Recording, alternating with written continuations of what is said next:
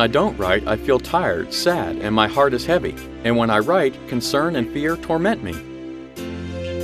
These are the words of the man whose books were translated into many languages, screened more than once but weren't understood fully. The Austrian writer Franz Kafka lived a life that was not abound with bright events, but was rich in emotional experiences.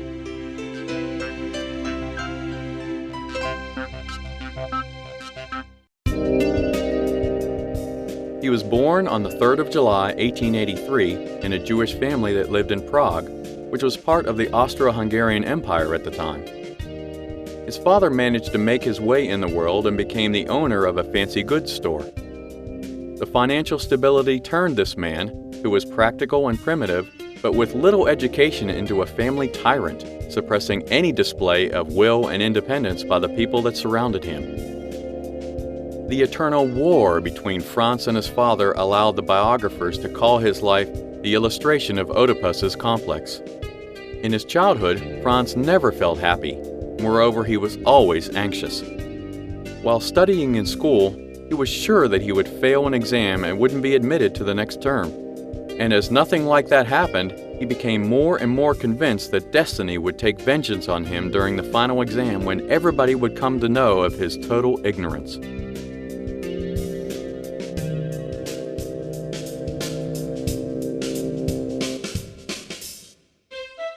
He started writing when he was finishing the gymnasium.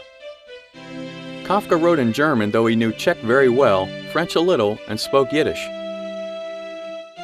As Kafka didn't want to become a merchant like his father, he dreamt of the job that wouldn't impede his literary activities, and that is why he chose to work in the law department of Prague University. Kafka, who was lacking in self-confidence and unable to resist somebody's aggressive advances, needed a strong and courageous friend. Max Brod, a journalist, philosopher, composer, and theater-goer, became a friend of his for life.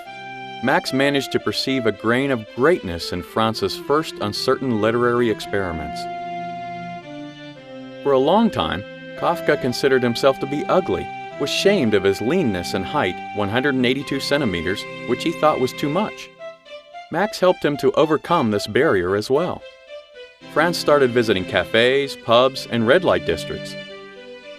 Kafka lost his virginity at the age of 26 and described his first sensual experience as follows: "All was charming, exciting, and loathsome." In his youth, he quickly started love affairs, easily broke the relations, and didn't torment himself being left. He intended to marry almost each of his women, but as a result, he remained single. Unsuccessful attempts to marry didn't depend on a fiancé's personality. Kafka thought that marriage was a kind of vow that he had to discharge. But at the same time, he didn't want to be responsible to a family and was afraid that family bonds would not let him write.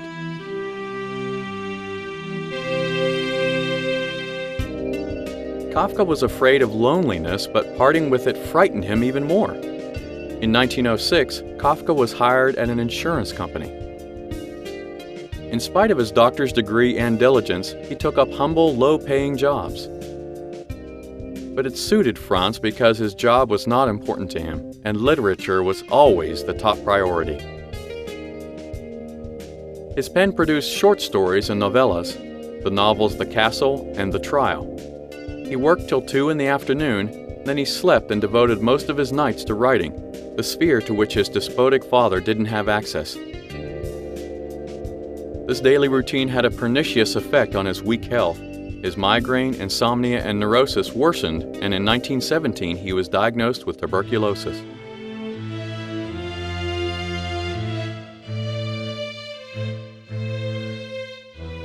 For 3 years, Kafka wasn't strong enough to continue his literary activities.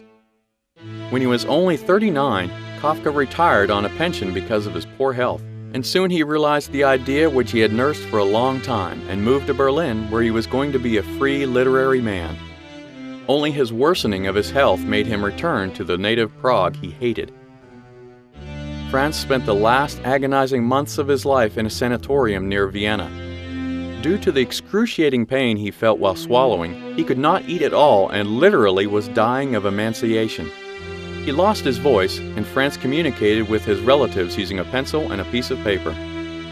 On the 2nd of June, he was still correcting the proofs of the first chapter of his novel, America, and a day later, on the 3rd of June, 1924, the writer passed away. According to the legend, before his death he said, "Doctor, let me die, or else you are a murderer." He was buried at a Jewish cemetery in Prague.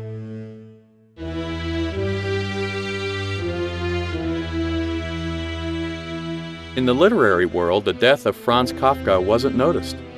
Few people knew his name because in his lifetime he published only 1/6 of the works he wrote, 41 stories. "I am not interested in literature. Literature is me. This is my flesh and blood," he wrote about himself and for himself.